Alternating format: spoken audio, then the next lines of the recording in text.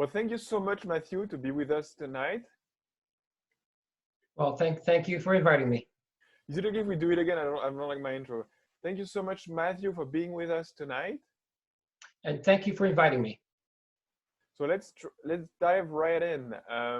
Could you please, in a few minutes, give us a snapshot of your career as an investor? Where did you start? What were the main stages of your growth, and what do you do today? Well, I started like everybody else with residential, so buy and hold. And after doing buy and hold, I bought my first, second, third property. After doing that, I upped it to commercial, sixplex. And in the process of doing that, I switched to buy, fix, and sell.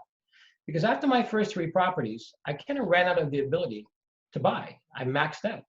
My sister came and co-signed my sixplex for me. At that moment in time, I couldn't do anything else, but I was able to go out and find somebody who had about 10 properties, and they owned them outright, and they were looking to retire, and I was able to buy their properties full vendor take-back mortgage or seller take-back mortgage, at least 95%. So I put 5% down on each house, and then they held a complete mortgage for the 95% for about 10 years. And that's how I was able to get past hitting the wall and not being able to get financed again. Now, 5 years later, I was able to sell half of them. The person who ended up giving me that money to begin with, the vendor take-back mortgage, he decided, you know what, I'm going to keep, I'll continue with you. And he also gave me advice, and I was able to then move to the commercial world, where I ended up partnering with different people to buy a number of buildings, and then I went to development. I went all the way out to Alberta. Now I'm from Ontario. I flew all the way out to Edmonton to see if I can learn how to build. And I started building houses and partnered with the company out there who did that. And today, I'm still building modular. I still build 4-story buildings, and I still mentor and help people with commercial real estate. So, like I said, from the houses to the buildings to the development to raising money, that was the path that I took. Okay, thank you. And so your first steps in commercial real estate, what were they? What did you buy? What was the sort of education you received? So I had a philosophy when I was really young. I knew that whatever I was doing, I should spend 80% of my time in it and 20% of my time at the next level up. So when I was doing residential, I was also learning commercial. Now, I wasn't buying commercial, but I was learning it. And what does that do? Because commercial is so much more difficult and it's so much harder to do, it forced me to be better at my game at residential. And I got through the residential much faster because of it. It's almost like we're all in grade 10 basketball. I pluck you and put you into the NBA. You play for 3 months terribly, but because you were with a higher caliber of player, your skill set had to be increased just to survive. Now you come back to grade 10 again, and now you're a superstar.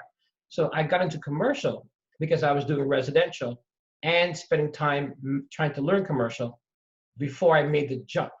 See, a lot of people get to the point where they're like, okay, now I'm ready to go for commercial. Life doesn't work that way. It doesn't show up. The train does not show up when you're ready. You have to be prepared ahead of time for that train. And that's how I was able to jump into commercial. And my first deal, I was able to get the seller to finance me, give me a 7-year mortgage. I put down about 100,000, 150,000 actually. I owed about 550. And about 7 years later, that property went up to about 1.2, 1.3 million. I was able to refinance, take the money out. And then that got me started with my commercial, which I really enjoy. And I do that a lot of that today. Okay, and what type of property was it? Well, my first property was a mixed use. So it was retail on the first floor. So retail plaza, meaning 4 or 5 stores, and above had apartments. So it was the best of both worlds. The retail gave me a lot more income. The apartments gave me that assurity that in bad times, people still need a place to rent. So the combination of the two was what helped me to get past it. So a lot of people go from houses to multifamily, where they have an apartment building, and that's good. They feel more comfortable with that. But life is not about where you feel comfortable. It's always good to have that income coming in from those stores. if it's the right kind of store, which we'll talk about in a bit. Mm. And what were the stores in this particular property? Well, when I started, I just bought a plaza with any store, as long as it had a tenant. But then I had to realize later on that when I changed those tenants out, I'm looking for a tenant who was recession proof, meaning if you're in a recession, you still have to get your hair cut. You still order pizza. You still go to the convenience store. You still go to the doctor or the dentist. Had to be internet proof, where again, if I need to get my hair cut, I can't send my hair to China or India, get it cut, and then send it back to me again.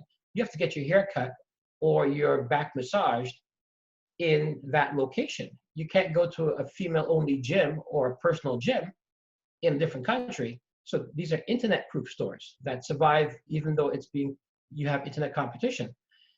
So I always had the R and the P, the recession-proof, the internet-proof. But now I have to plan for the pandemic-proof because some of those same stores don't work well with pandemics. So for all those years, doctors' offices, dentist offices, pharmacies have always been incredible.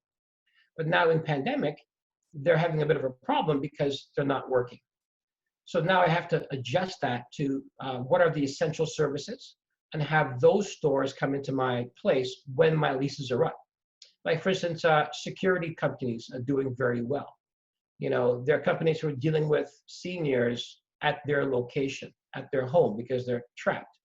So anything that is now RIP, rest in peace, because now I can rest in peace, real estate, internet, and pandemic proof, that's the kind of store you want.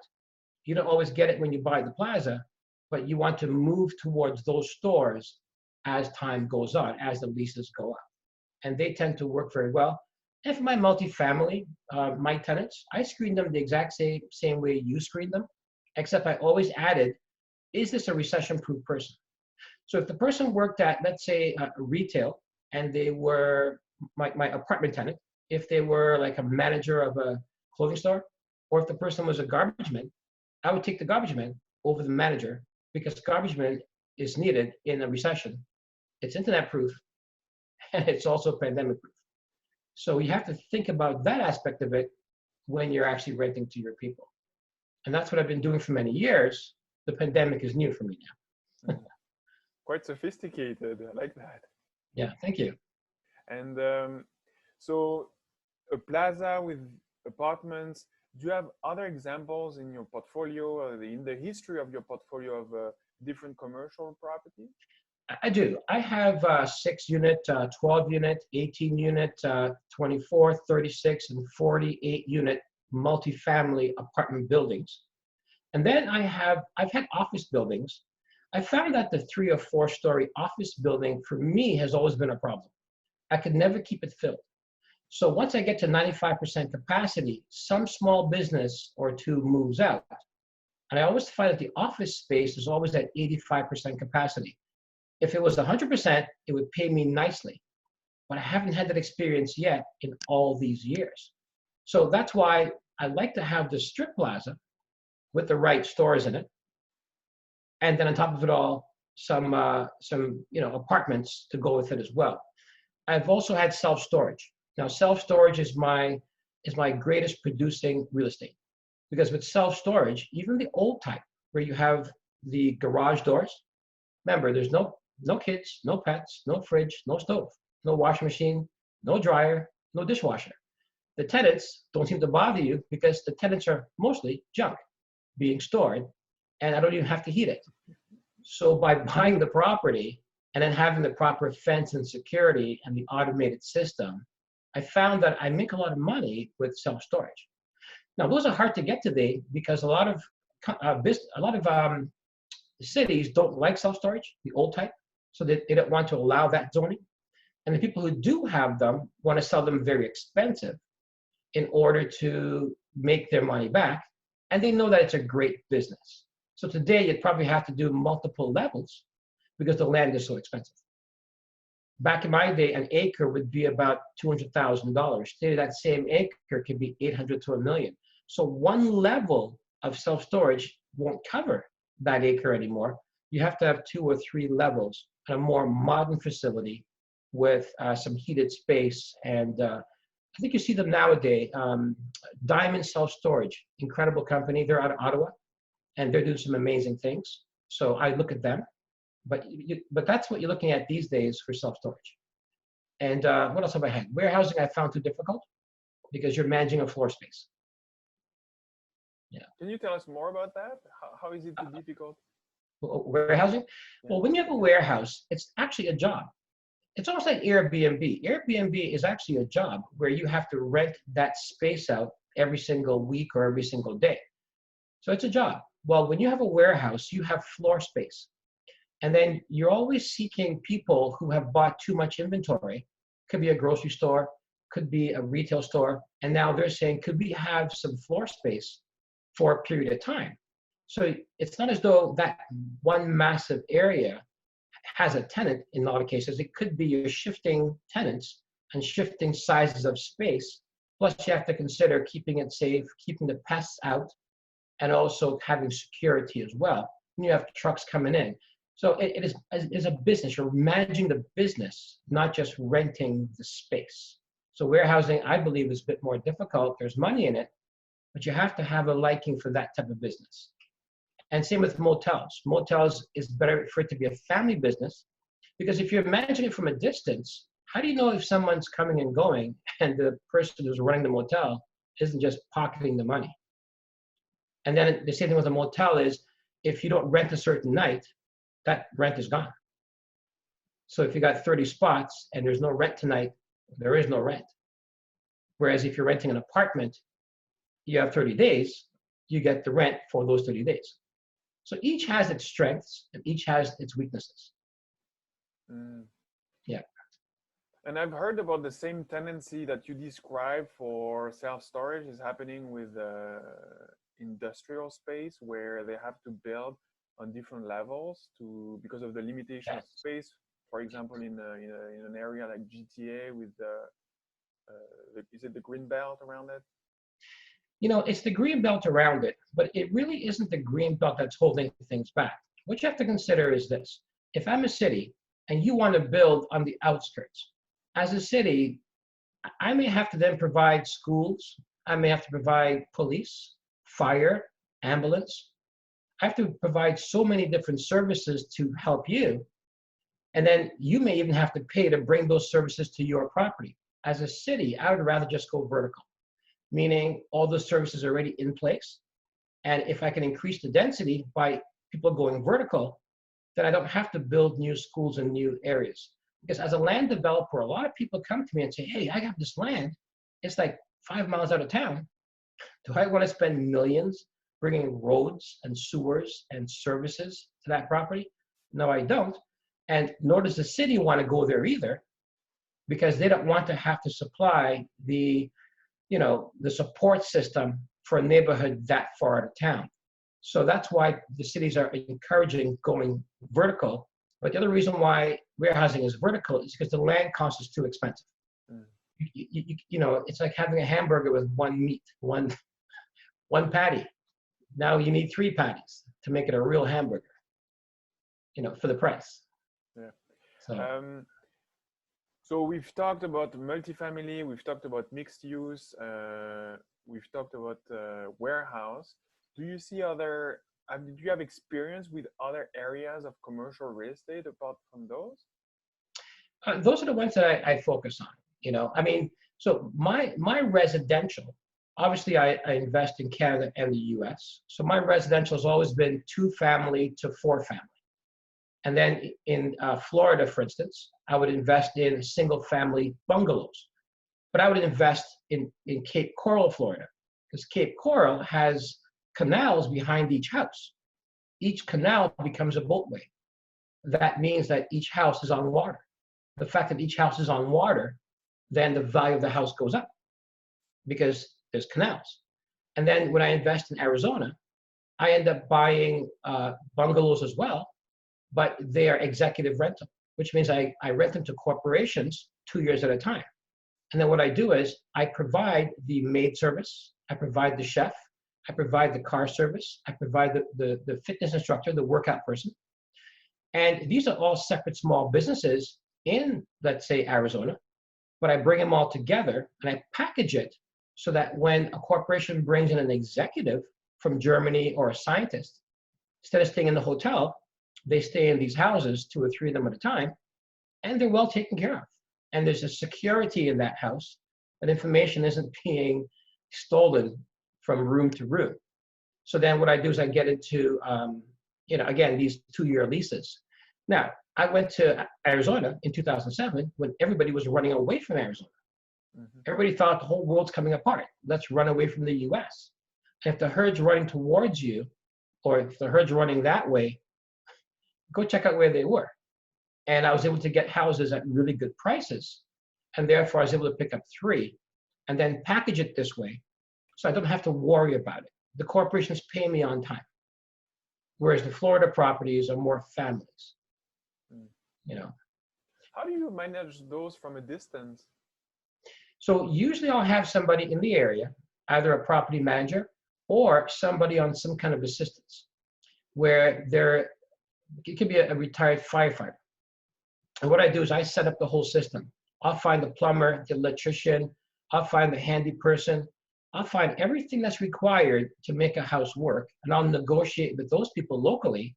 And then when there's a problem, I have the tenant email the retired firefighter. Why retired? Because it's not something that he requires as a full-time job, and he's bored. Or somebody like that, retired police officer, somebody with a bit of authority, and then, but they're still handy. So then they'll email them, say, here's a problem. Then, of course, because I've set the team up, that person will have the perfect person to go in and do the check, give me a few quotes. And then when I choose the right quote, the handy person will go in and check on that to see if it was done correctly. So because I was in the military, when I was younger, I was in the Army, I was a soldier. So I learned systems. I learned how to create, systems on the ground at a distance in order to, let's say, handle crisis. And I use that same stuff today as a real estate investor. So you were able to transfer those skills? Yes, it's almost like setting up a fire base. For instance, you clear off a mountaintop. Of course, I didn't do this, that was Vietnam, but just give you an example. You clear off a mountaintop, you set up a fire base, and when you need artillery, you call it in. Okay, so I was able to transfer my military way of thinking to a way of deploying myself so that I'm able to control it as a general, as opposed to being a foot soldier. Because I prefer to be a general than a foot soldier, because I was a foot soldier. They eat better. Interesting, thank you. So can you tell us about development? Because you were telling me earlier that this is the most of your activity now is in development. So why development, and what are the secrets of development, being a good developer? Okay, well, now a lot of people invest for the money. I also invest for the money, but I'm also an explorer. So it's okay just to buy houses and that's all you do forever. And if that takes care of your needs, that satisfies you, then that's important for you. But for me, I also like the investigation. I like learning. So I did houses until I was kind of bored of them. Then I did buildings, I was kind of bored of it. Then I did development. But I'll tell you something, when I got into development, I found that commercial real estate was a lot easier. Because remember, I was doing 80% commercial and then 20% development. How to build a building makes it a lot easier to run a building. How to do commercial makes it easier to do residential. But when I was ready, I wanted to learn to build. Nobody would teach me how to build. And I called different companies in Ontario. I was getting very little response. And I called the company in Alberta, in Edmonton, and I said, listen, I've pulled title on your projects. I pulled title. I noticed you go to the same 6 guys to raise money for all your projects. Because when it comes to building, somebody will give you money to buy the land, or you get 50% from the bank. Then you have to get money to do something called site plan approval. Get all your paperwork ready in order to build. Then you have to get money to do your underground services. So your sewers or your electrical and everything, your roads. Then you have to have money to dig your basements. And once your basement is dug, you have to have money to go vertical. The banks don't want to come in to help you buy your land unless you have great experience with the bank. So somebody usually gives you money to get into the land. You might put something in yourself. somebody may lend you money to buy the land. And I found that the same 6 people kept lending money to this same company because I saw their name on the title at Land Teller's Land Registry of each of their projects. That's public record. I called and said, listen, I can show you a way that you can raise that money, not from the same 6 guys, but from everybody else. And this way, instead of doing one project, waiting 2 years until the bank comes in and then doing a second project, and then waiting 2 years and then starting, maybe we can buy 3 pieces of land at today's prices and start one project. And 2 years from now, you already have 2 pieces. You can then at least start off with a win. And they said to me, we don't care. We're not interested. And that was I believe, a Wednesday. And I jumped in a plane by the Tuesday morning, WestJet, out of Hamilton, and I flew to Edmonton. I went to their office. I said, hey, I just flew 3,500 kilometers, and I will have 1 hour of your time. They're like, you just flew across the country to see us? We told you don't come, and you showed up? I go, I sure did. I need an hour of your time. They're like, well, if you flew over here, we'll give you an hour. Today, I'm a 25% owner of that company because I convinced them that I can help raise money, but they need to teach me how to build. I'll raise money by teaching people how to invest and then converting them to investors, but I need to understand your culture. So if you guys give me $5,000 a month, I'll be out here 10 days a month, and I'm gonna spend time with you as the builders. I'm gonna learn to build. And I did that for about 12 years. So, there's a saying, fortune favors the bold. And sometimes we have to be bold. And that's how I got into development. I was bold about it. And once I was there on site. Now, mind you, I was born in the Caribbean. I was born in Trinidad and Tobago. Trinidad is a warm climate. Edmonton was minus 45. I'm out there 5:30 in the morning, freezing, thinking, do I really want to do development? But I had to do it to shadow the general manager, shadow the site supervisor in order to learn the process. So a lot of young people today want to get rich quick. Well, you know what? You have to pay the price. And I paid the price. And years later, I was able to understand the process. I raised money for those projects, but I was there to see the farmer, to buy the land, to go through negotiations of that land, then to go through the complete site plan approval process of pretty much how to make this land able to become shovel ready. And if you see a piece of land, it isn't just that piece of land. There are things you have to consider. What does the Planning Act say about that land? What does the provincial statement say about that land? What does the official plan or the growth plan of the province say about that piece of land? What does the official plan of your region say about that land? What does the official plan of the city say about your land? What does bylaw zoning say about your land? So you have to look at many, many things. I might be beside a railway, Ministry of Transportation. I might be beside a highway, Ministry of Transportation. I might be beside a farm. How about the pesticides, herbicides, fungicides, antibiotics that are in the cattle? Is it coming towards my way? Is there a river coming from you to me? Do I have to now get the Ministry of Environment involved? Do I have to talk to the Ministry of Innovation because there's a cell tower coming across me? So what I'm telling you is there's probably 100 moving parts that you really have to consider when you're building, but it's such an amazing feeling to be able to move all those parts, putting together an amazing puzzle when you learn the process. And that's what I do. I teach people how to do that. It takes a year. It's not like, come sit down with me for 3 days. But people love to learn. And then we start them off with building infill houses. You find a house, somebody owns it, piece of land beside it, knock, knock, knock. What we don't say is, hi, I want to buy your land and benefit on it where you can't. We simply say, I'd like to do a house with you. You throw in the land, refinance your house, throw some money in. We'll throw in the expertise. We sell this house, we share. Because it allows them to use that extra piece of land. Of course, you have to sever it and everything else, right? So ultimately, development has allowed me to be free to be able to build 3-story to 4-story buildings, build subdivisions, do infill houses, and teach people how to do that. So I really enjoy it. I know I'm long-winded, but hopefully that makes a little bit of sense. Absolutely. Yeah, yeah. Yeah. And it seems like you have a lot of expertise now in development. How long have Yeah. you been doing it for? Well, 2008, 2009, roughly. So it's about 12 years now. Okay. You And know. is it your main activity now, development? So what I do is I split my time, 30% of my time I teach, I train, and then 30% of my time I look at my portfolio. I deal with my portfolio. And I also have other businesses not related to real estate. And then 30% of my time I will build. I will build. But I'm not on the ground building. I'm more of the person who's assembling the project. I would be more of just above the general manager. I'd be the developer. I'll bring in a general manager. I'll bring in a site supervisor.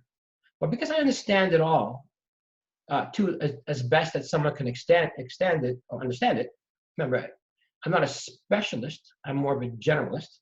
I don't sit there and actually, do the drywall, although I have in the past. I'm at 50,000 feet, but I do pull the strings and manage the people in the system. Mm. And one thing you learn pretty quickly is life imitates high school. I work with grown men, and half the time I'm dealing with squabbles about simple things. All of a sudden the guy comes in, does the insulation, does the vapor barrier.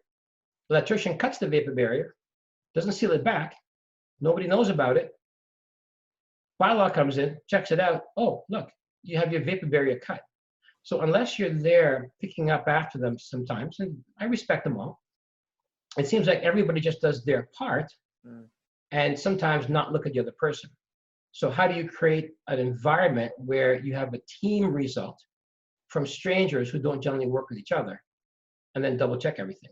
That's why I like modular building now. Modular, it's built in a factory. 80% of the property is built in a factory, whether it's a house or a commercial building, and shipped to the location. Oh, really? You can do that for commercial buildings?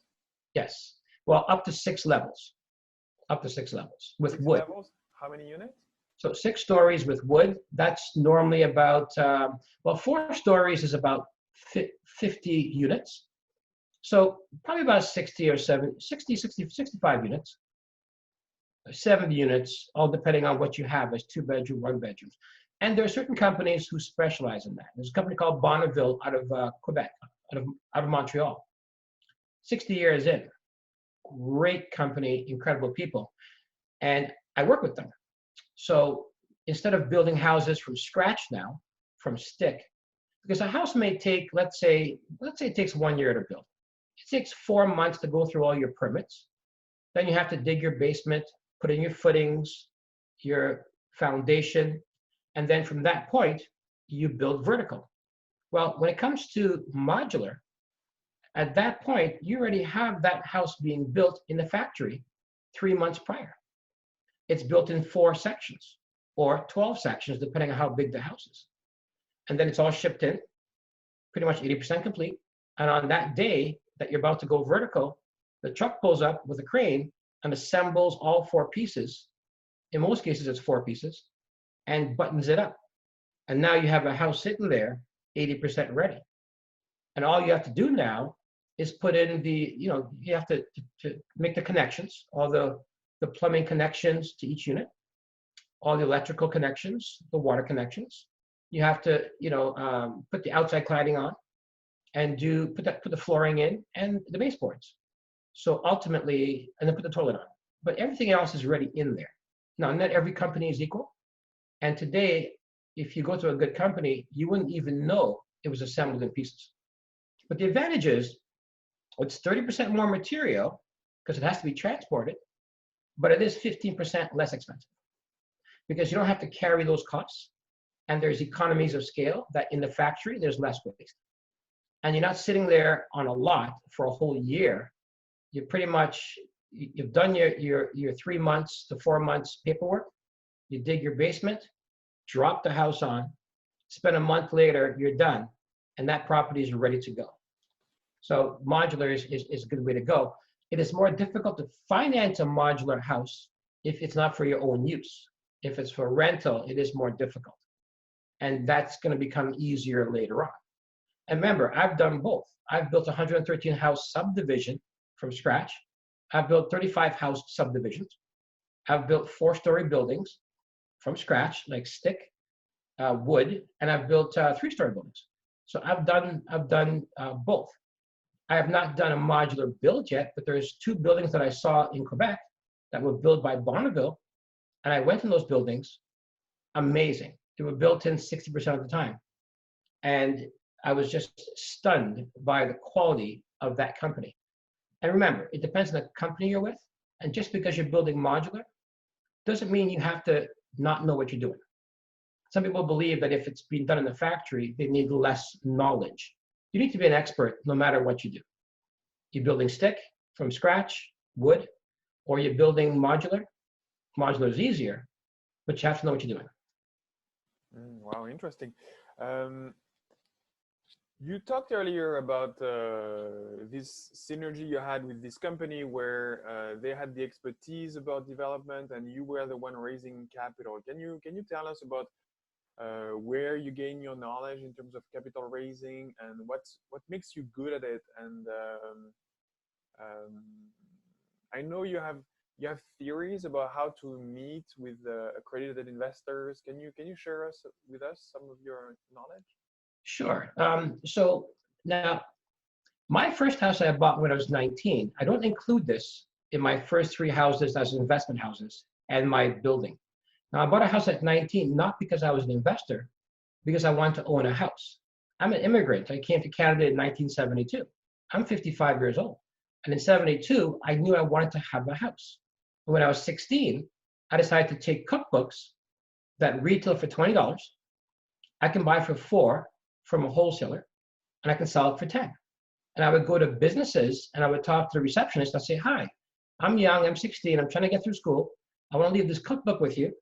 And if you can talk to the people in your office and you can collect $10 per book, or it was $14 per book, then I'll give you this one for free. I'll give you a call back in about 5 days to let me know how many I need. So again, I had a product people needed because this is 1981. I mean, in 1981, the microcomputer was invented. So we didn't have computers back then. Chapters was probably 1997. So I used the cookbooks as a way to make a few $1,000s every month as a 16-year-old. And then I used that in order to buy my first house, mostly cash at 19. But that attitude of walking in and talking to receptionists, having something that they needed, a book with pictures, and having the salesperson at the point, the source point, the choke point. In the military, we call that the kill zone because everybody has to come past the receptionist. Ultimately, she was the best person. There were mostly females back then. She was the best person to sell that book for me, collect the money. That's how it was collected. And at the same time, then she gets her pay by getting a book for free. Now, that same concept I applied to raising money. There has to be a need, the cookbook or some project. There has to be a source of where should I go to get everybody to come to. Well, what I did was I decided to put on these free 2-hour workshops on how to become a developer. And I would advertise it because 9 out of 10 people who want to become a developer should never become a developer. 9 out of 10. But they still came out to my free workshop. And after I spent the time scaring the crap out of them, making them realize you shouldn't be a developer, but you should learn how to develop in order to pick the right kind of development project to invest in. Then all of a sudden, because they came to me, the choke point, and I taught them how to find a good opportunity, which by the way, lines up nicely with the opportunity that I learned from the builders that I learned from. I made sure that they were doing the right thing. I learned the right thing from them. And then I made sure they were doing the right thing. I taught the right thing. And then I transferred them to the actual company itself. So exact same concept. It's the same concept that I use to find houses that are available for sale before they even go for sale. I just talk to UPS drivers. Every time I find a UPS driver, I'll say, that's a nice truck. Listen, here's my card, and I have a Tim Hortons card for you. It's $20. All you have to do is I'm going to teach you how to spot distressed property.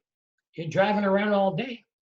if you spot long grass, if you see junk out front, if you drop a package off and the house looks like it's a mess, if you spot it, I can take care of your coffee for life. Give me 5 of these properties a month, I'll keep you in coffee. Remember, they don't want money. They want coffee. They want hot chocolate. They're addicted to it.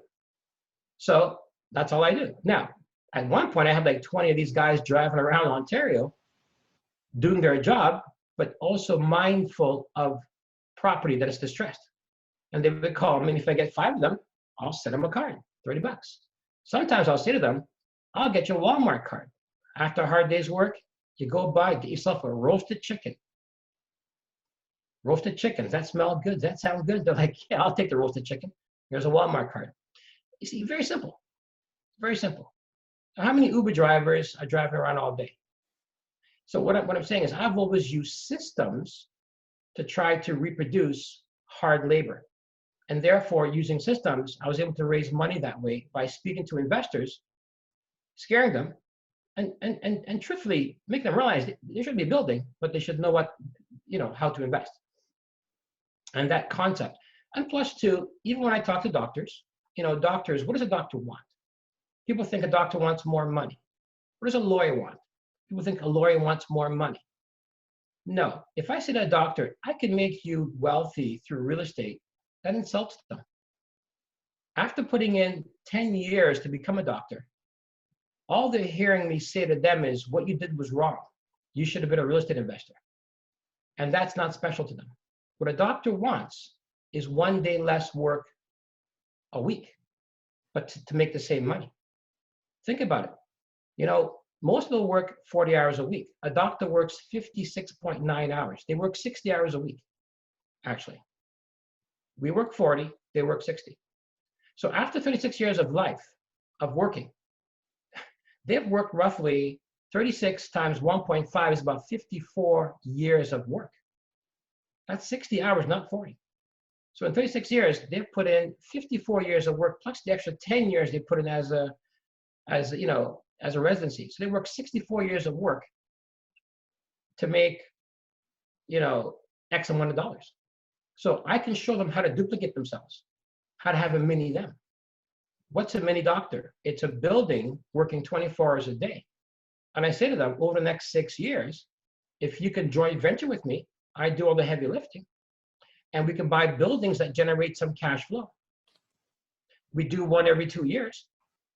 You're not looking for the cash flow, and you're not looking to take a day off work for the next 10 years. But 10 years from now, those buildings will get to a point where I've gone and there's enough money and equity in it for you to actually be able to take 1 day off work, because a doctor's problem is work-life balance, not money. Now, if I'm a guy who's poor and I'm trying to be a new investor and I'm trying to make some money, in my mind, I want money. Doctors got money. They need work-life balance. You see? Now, some people come to me today and they'll say, can you invest in my project? I'll say, okay, tell me about it. Well, they say it makes this much cash flow, this much appreciation, you pay down the mortgage, here's the exit strategy, and here's the great area. And by the way, I'm competent. I know what I'm doing. Well, I'm never going to give you money because your mindset is not wealthy. I don't care about cash flow or appreciation or mortgage pay down or the area. I don't care about how competent you are if I'm going to lose every penny that I have. You need to show me up front, number one, not number 6, cash flow. Number 1, how are you going to protect me liability-wise? How am I not going to get sued? Because today, making money, once you're at the 10th floor, because you have that much money, you know what you don't want? To lose it. You don't want to jump off the 10th floor. Because that's what happens when a rich person loses their money. It feels like that. If I'm a new investor and I'm on the 1st floor, it's not a big jump. So tell me first how your project is going to protect me liability-wise. How am I not going to get sued? How are people on the job site not going to get sued?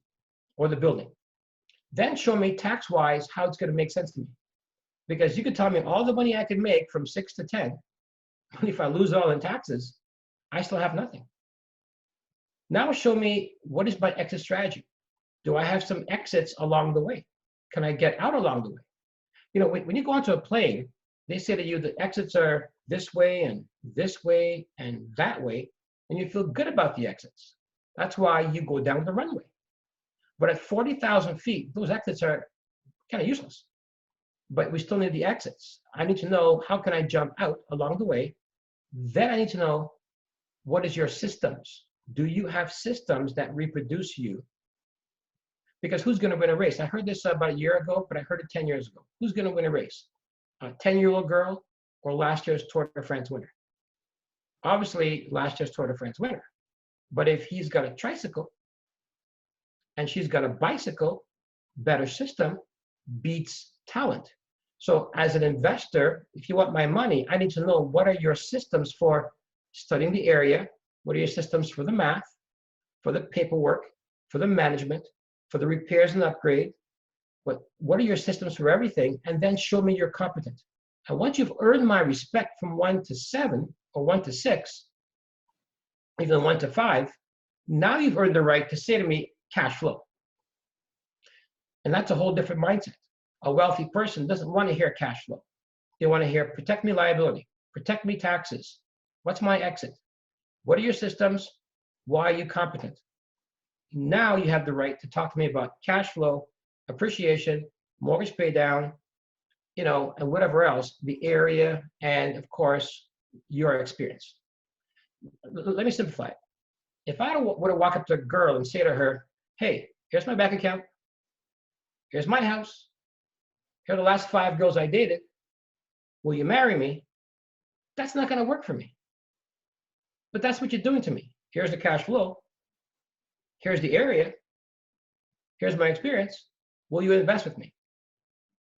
Not you personally, but I'm just saying it in general, right?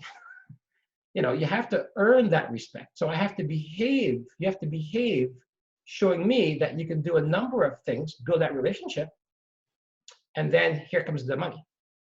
And that's how you have to approach wealthy people, because they have to earn their money and they don't want to lose it, right? Mm. You know, does that sort of make sense? Absolutely. Yeah. You mentioned tax advantages. What are the main tax advantages using real estate as a vehicle for somebody with a high net worth? Well, I mean, it really all depends on that person. Now, maybe they're making a lot of money today and they may have to defer receiving all the money that they could receive. And it may be a deference. It might be how it's structured. Like maybe I'm receiving dividends as opposed to cash flow. And you know, the shares in the company, it might be A shares for somebody, B shares for somebody else. And maybe we declare dividends on A, but perhaps not B.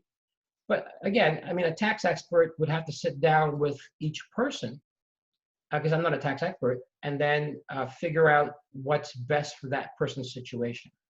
But a lot of it is deferring. A lot of it is knowing how to take the money out and how to split the company up. And it has to be within, you know, the correct regulations of CRA. You know, one of my biggest mistakes is that, remember, the first time I made $2 million as a speaker, it was back in maybe 98, 99. I traveled speaking about investing in real estate. And the company was covering all my expenses. Now, if I didn't sell trainings, I would make no money. But I was good at what I did. I was on for 5 weeks, off for 1 week, on for 5 weeks. And I think I brought about $2 million in. But I paid $1.1 million in taxes. And that was tough, because in 1998, 99, it was like 55% or 60% of your money, I don't remember what it was, went to taxes. And it was an eye-opener. But I couldn't write anything off, really, because I was not paying for my expenses for travel or meals or anything. It was pure commission. And I couldn't reconcile it. And I didn't pay my taxes correctly. And then years later, I had to face the music. I was audited. I had to admit that I didn't pay my taxes correctly. I'm not proud of that. You know, I'm ashamed of it. But the fact is, when you are invincible or you're flying close to the sun, sometimes you get your wings burnt.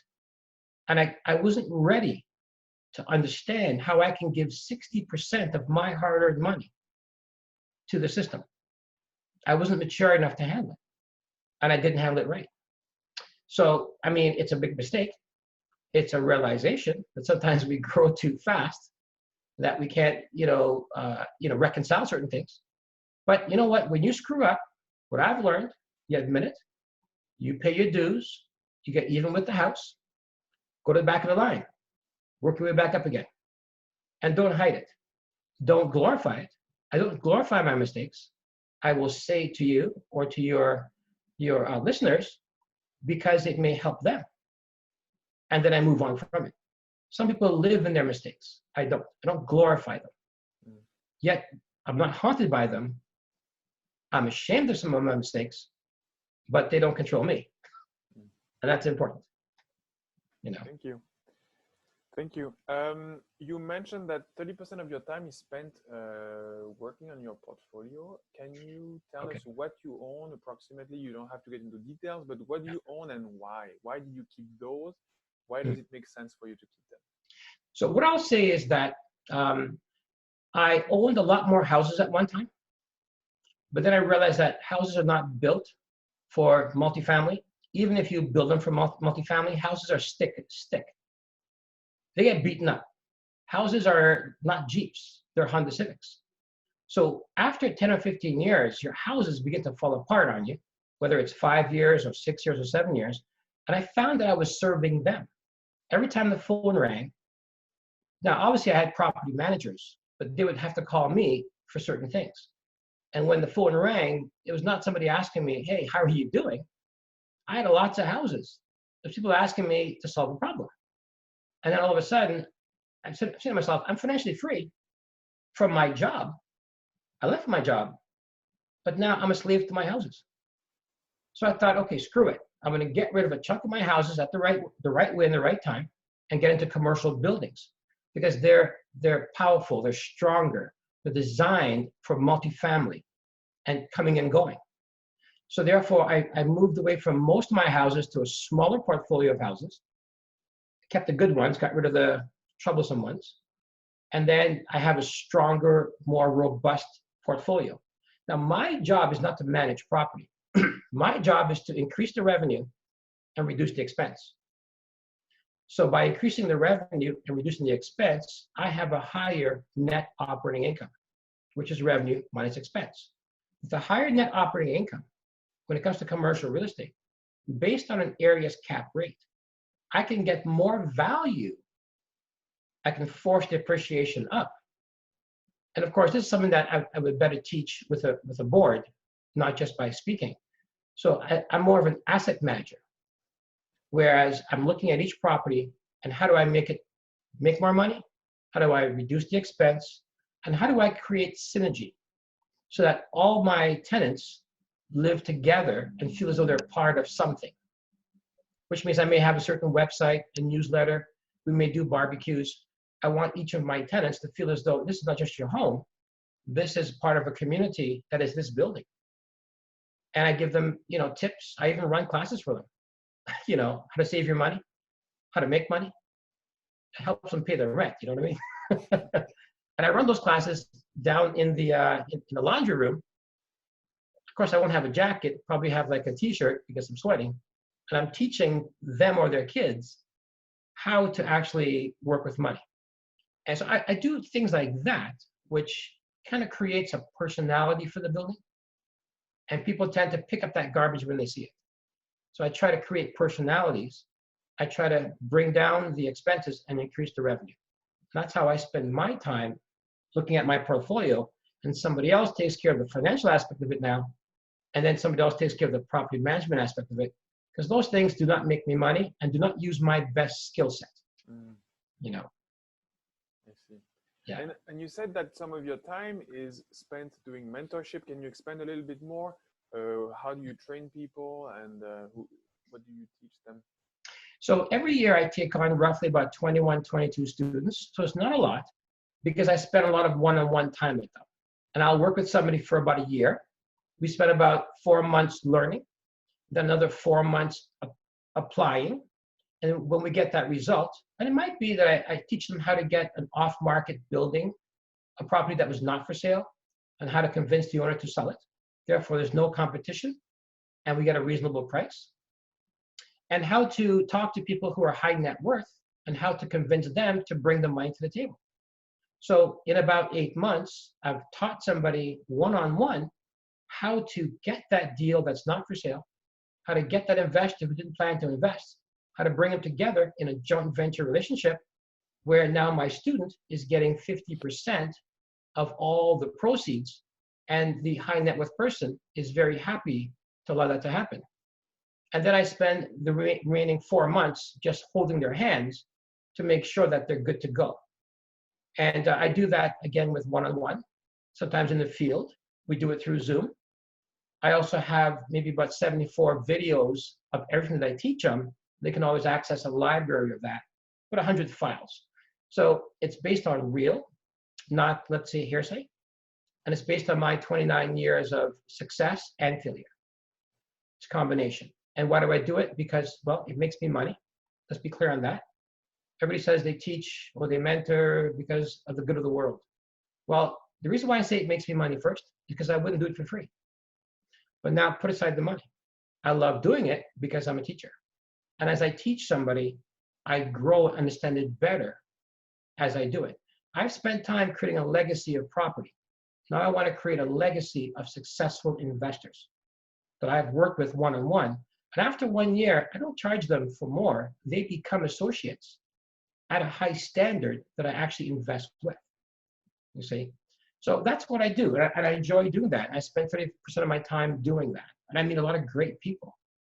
And it gives that purpose to help with their legacy, help their family. But again, not to sound too mushy, I get paid. It's symbiotic. The quickest way to become wealthy is to respect time value. The quickest way to lose your wealth is when you get to the top, stop respecting your time value, do everything for free, you're going to go down pretty darn quick. People won't respect your time, and they won't respect what you say because there's no value to it. You know, combination. So we talked about dealing with accredited investors. Can you walk us through a typical joint venture? How do you structure them? Okay, well, so a joint venture, in how we generally do it. Now, obviously, it's to convince the person to put all the money in, down payment, closing costs, also the mortgage, and some reserve fund, and yet still share 50% of the cash flow, appreciation, mortgage paydown. How do you do that? Well, you have to explain it correctly. I mean, just quickly, I explain it through pregnancy. One person, 3 minutes. Next person, 9 months. Does that make sense? The 3 minutes is a down payment, closing cost, the mortgage. The 9 months is what I have to do for the next 5 years, carrying this baby, which is the building. Had to find it, analyze it, negotiate it. Had to check the repairs and upgrades. Had to get out the bad tenants, put in the good tenants. And then I have to make sure the property management is in place. And I have to take those phone calls for the next 5 years. I'm raising that high net worth person's child. Now, on paper, because I'm not qualifying for the mortgage, I'm not on title. On title will be the person who brings the down payment, the closing cost, and the mortgage. But on title, their company's name will be there, but the joint venture agreement, or the co-venture agreement, we'll call it today, states that that person has agreed to hold this property in trust as a beneficial interest to me. And because they're doing that, holding it in trust as a beneficial interest, it's going to define, here are my roles. Here's what I have to do. Here's what I'm responsible for. And here is how the income is going to be spent. And that JV agreement is what creates that. Now, because I'm not on title, that person could sell that property without me knowing about it, because I'm not on title. So sometimes we make sure we put a remark on title, or I may give them a simple, a mortgage that's a subordination mortgage for $1,000. So I'll say, here's a mortgage. Just grab a paper. Here's a mortgage, $1,000 locked against title. It's in second position or third position. It's subordination, which means if something needs to come in, it'll move. That $1,000 mortgage cost me $1,000 from my lawyer just to file. And it's market rate, and it's 5 years, and only one payment at the end, a balloon payment. So why do I put a mortgage on title? I'm just encumbering the title. There's lots of different things you can do, but that's just the simplest one for someone to understand who is listening to this presentation. So the title is encumbered, so that if they try to sell it without me knowing, their lawyer or any lawyer would have to look at all people on title. And of course, everything is spelled out. What happens if I pass away or you pass away? What happens if I get incapacitated or you get incapacitated? What happens if there's divorce? What happens if there's bankruptcy in other businesses? What kind of insurance do we have? What happens when there's a cash call, when the reserve fund runs out? How does the reserve fund replenished? Who's in charge of doing all the meetings and taking minutes? Who's in charge of looking over the property manager? Who's in charge of looking over the financial management, all the books? Who's in charge of asset managing, making sure things are working very well? See, so all the duties are listed out. What happens if we come to a loggerhead? You pick a person, I pick a person, and then that person comes together and picks a person to break the tie break. So there's lots of things we have to talk about in this JV agreement, and when it's structured, then both parties understand what's happening, and then we move forward. But again, I have to behave them into understanding that I'm worth what I'm worth. And you can't just tell them. Because right now they believe their money is 90% and your expertise and effort is 10%. But when I take them out and spend 3 hours showing them how I analyze the city, and I have a meal with them, and I take them out another time to show them how I analyze property, that's 3 more hours. And I take them out again another time and show them how I actually do the numbers or how I do the paperwork. And I go through about 9 different times with them, showing them in the real world that I'm competent in all different areas.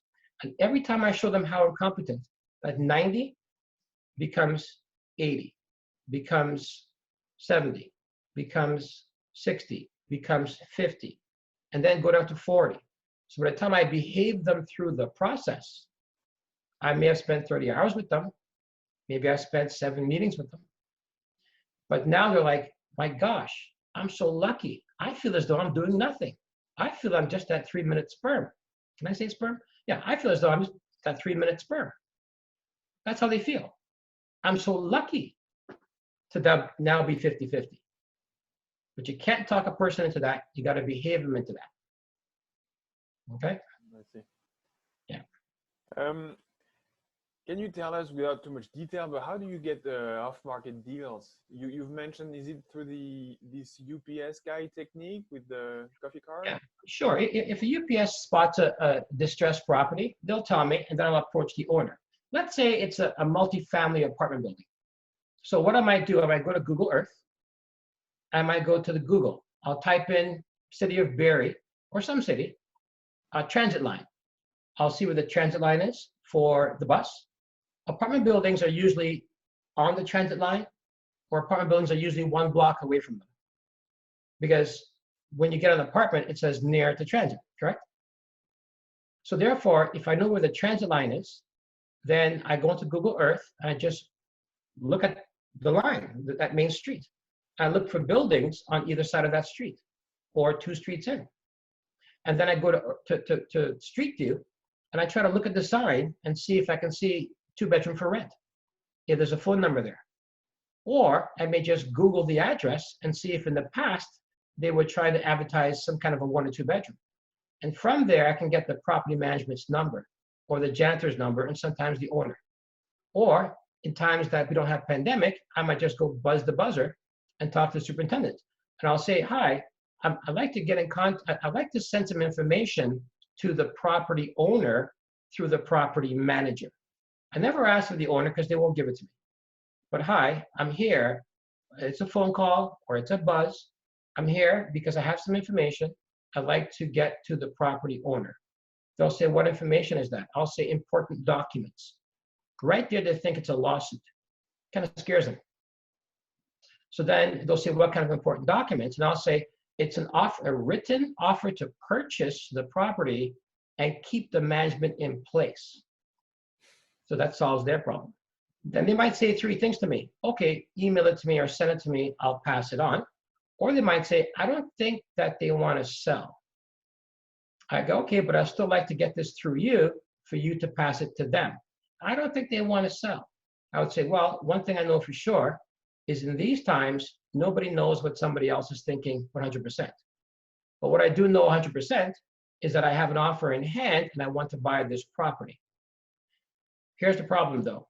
If this property goes for sale in 6 months and the owner hires a realtor, it's a $2 million building.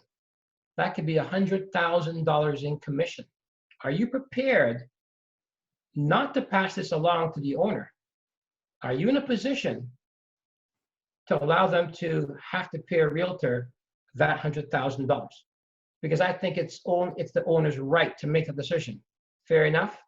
And they're like, yeah, I guess so. Because they don't know if the owner's going to sell. What if he has dementia now?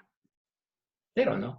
So ultimately, I'll say that to them, and then now, even though I said I have an important document, when I switch it to it's an offer, if they say I'll take it, then I switch it again.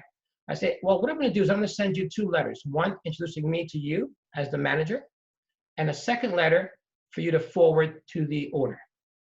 Because I want to see if maybe they manage other properties. And maybe they may know some owners who may want to sell. Got that? And then the other one goes to the owner, and the owner may or may not call. Anyway, I'm going very fast. But can you see how I'm just using a system? Transit line, Google Earth, target, Street View, look at numbers, make the phone call, like to talk to the property manager. Hi, property manager. I want to send some important documents to the owner. What important documents? An offer to purchase, but keeping the property management in place. Oh, okay, well, here's how you send it. Oh, you know what I'll do? Instead of sending the offer, I'll send a letter, one to you, one to them, introducing who I am. So I'm just switching to that letter. And then from that letter, sometimes I get a phone call.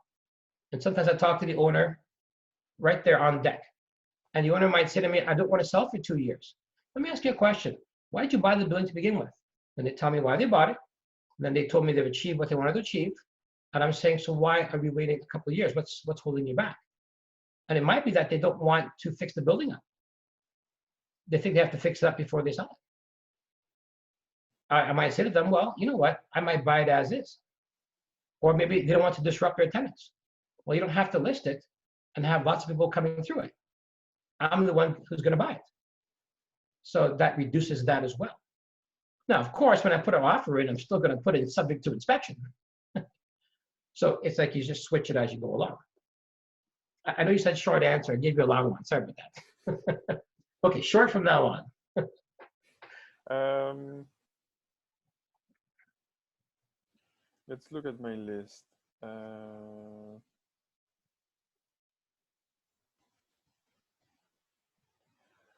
What is the best advice you were ever given or you wish you had received?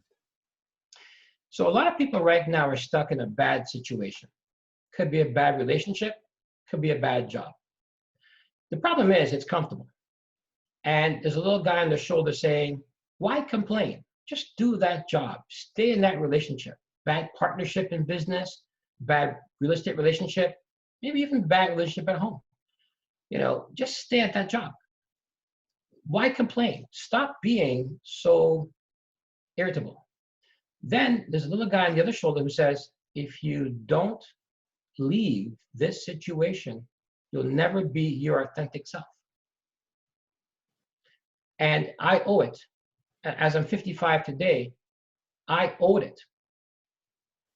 I owe it to my 65 self.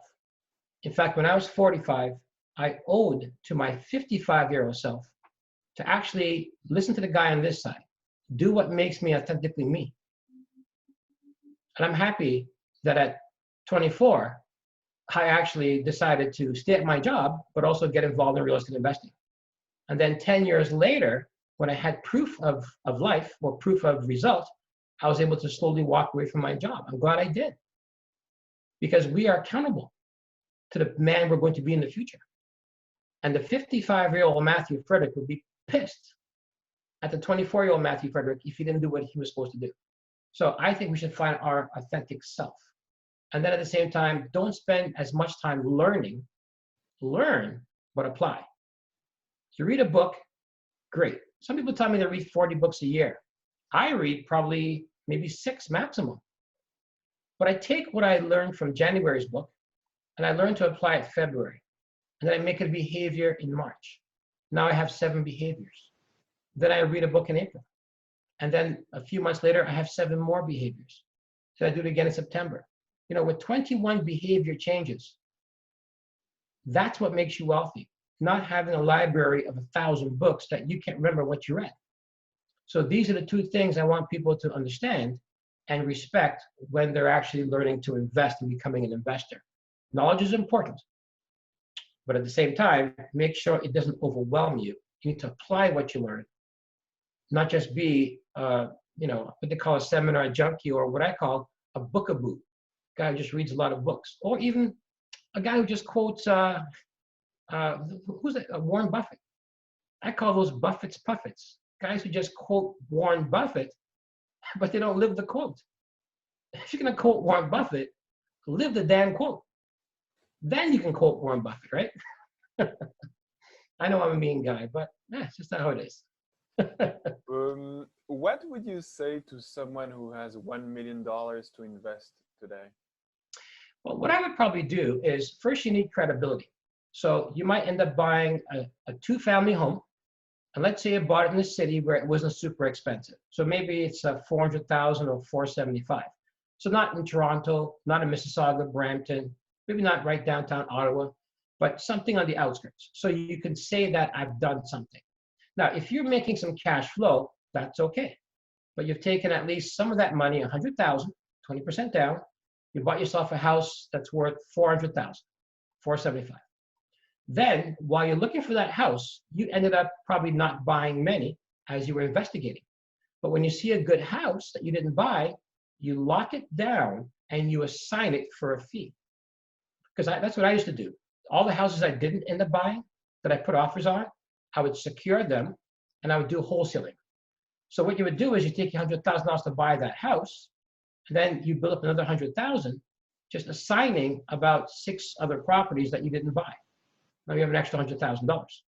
Now with that, you're gonna have to pay someone to educate you to be a master at commercial. Here's why. When you assign a house, maybe you make 15, 20, 30,000. When you assign a $2 million building, you make $150,000 in that assignment. $100,000 assignments are normal. So then you pay someone to master, to teach you how to do that, and then how to find properties off market, maybe even to find people who want those properties. And then you lock that commercial property down with that $100,000 that you've generated from the wholesale. Those deposits are required to lock down a building, to secure it, to be able to assign it. When you assign it, you get that money back, but you also get your extra, let's say $100,000. I'll do that 10 times. Now I have $1 million. I really only used 100,000 of the other one. I'll probably give back the 900,000, and then pretty much just go with my money from my assignments of commercial real estate, and then take that and then do something solid. Maybe buy some more houses, and then also joint venture with partners, because by that time, I'm experienced in finding good commercial deals. So I know it sounds a bit complex, it's something that I have to write out, but notice how I didn't use the $1 million. I just used 100,000 of it. Because just because you have it doesn't mean you should use it. Okay? So. Nice. Yeah.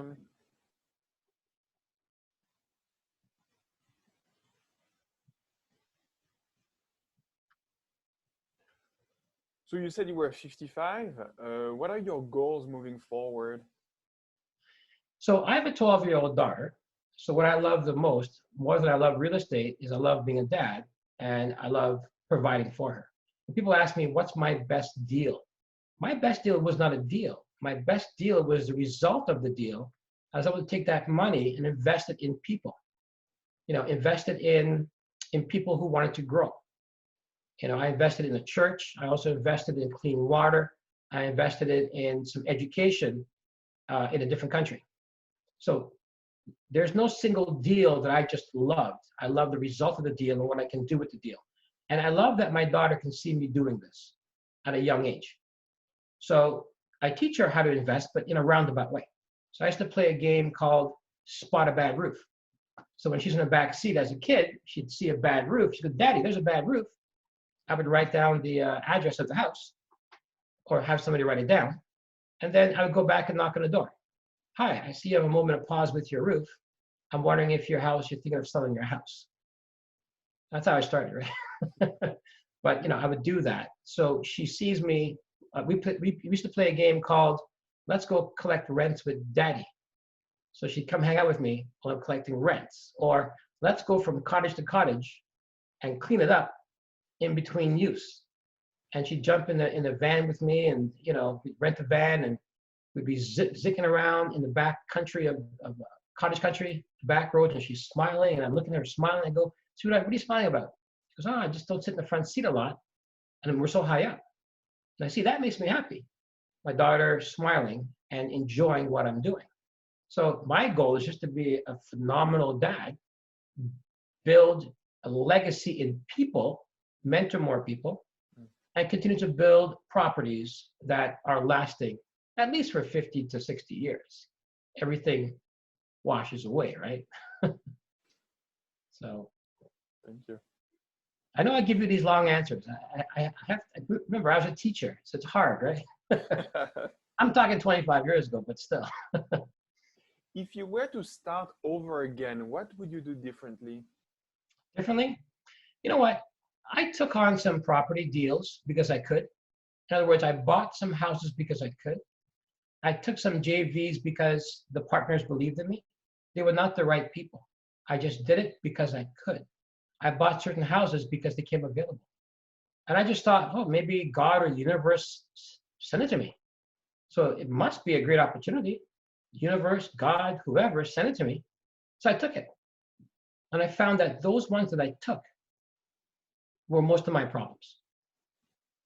And at the same time, too, I had the sports cars, the $150,000 M6 and the $98,000 X5. And, all these things were great to have. I'm not going to tell somebody not to have that. But like I said, the moment my daughter was born, I was like, wait a second. I'm not driving around, a 500 horsepower car. I don't need it. But still, I went through it. I had to go through that to realize that, I like nice things, but ultimately I like spending my money and time on memories which last. So if I were to do it again, I wouldn't just do a deal to do a deal. And I wouldn't just do a deal because I think you are.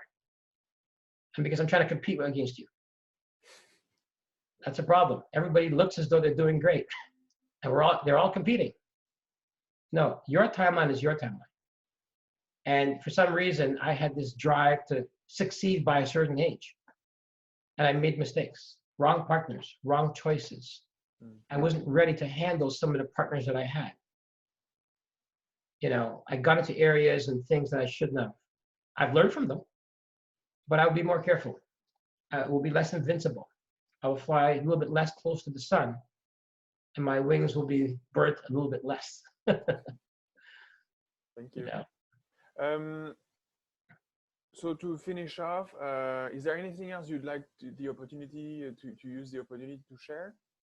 Yeah, I will say this. It seems like back in the day when the flu pandemic happened, maybe in 1905, it took about 30 years to get to polio, and about 30 years to get to HIV. Then from HIV to, I believe it was SARS, it took maybe 19 years. But when it comes to H1N1, when it comes to MERS, when it comes to Zika, when it comes to Ebola, when it comes to COVID, these are all like 3 years apart. It looks as though, because we are maybe not respecting the earth, maybe we're going deeper and further, that these things are happening every few years. So in the past, I would plant for 6 years, rest my soul for 1 year, meaning go liquid, have some liquid. Today, I'm going to probably plant for 3 years. In other words, buy for 3 years. And then in the 4th year, go liquid, sell a few things in order to be liquid. Today, I'm liquid because I sold some stuff last year. which means I can take 2 steps forward now, because in about 3 or 4 months, people will be selling more stuff, and I'm ready to buy. So just be mindful that this could happen every few years, and that it's okay to be liquid every 3rd or 4th year in order to be able to take advantage of situations that have happened. These are tough times. I don't want to take advantage of people, but if properties go on the market, I'm going to buy them. So that's something that I think people should be mindful of, that this is going to happen again and again and again.